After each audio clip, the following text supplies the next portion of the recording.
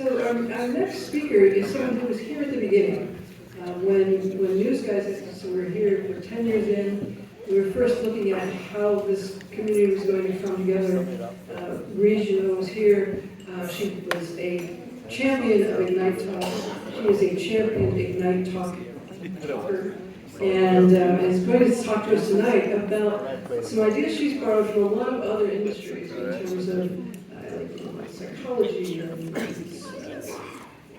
development policy about how we might think differently about covering climate change. And so I invite you to take the stage.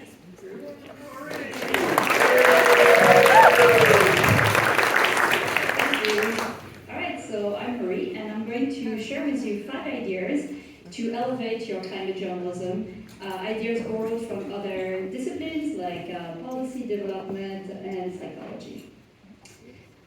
So the vast majority of people now believe that climate change is real, but as journalists I feel like we have a lot more work to do to really ignite these people and rally them around solutions. So the first idea is multi-solving, and it goes something like this. What are you supposed to do when you encounter a complex problem? You're supposed to break it down, right? But what if instead you made it bigger?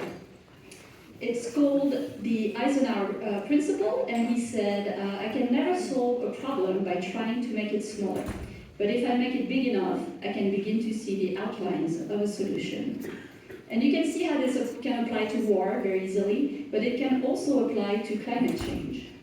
Because if you bundle problems, you can raise more money, you can unite activists, you can get more votes or enough votes.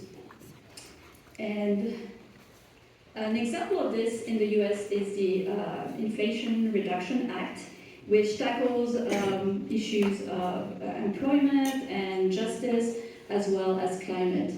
But our tendency as journalists is to pull the threads, right? We say, that much money is going to energy efficiency, that much money is going to job retraining. Instead, if we applied a multi-solving lens, we could show people the connections between those solutions.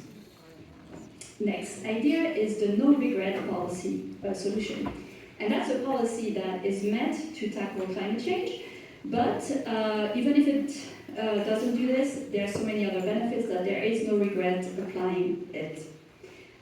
So you probably saw this cartoon before, but this man is complaining that if climate change turns out to be a big hoax, we would have created a better world from nothing.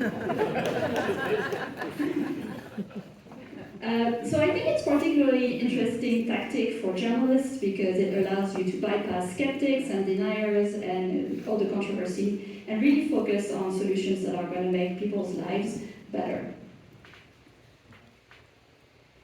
The next idea is long-timism, which is caring for the future beyond our lifetimes.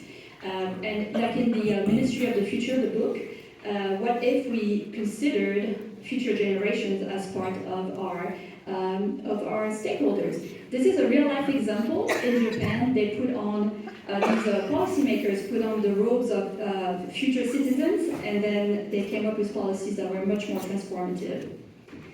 And the idea here is that there is a cognitive bias against us caring about threats that are far in the future, and so we have to compensate for that.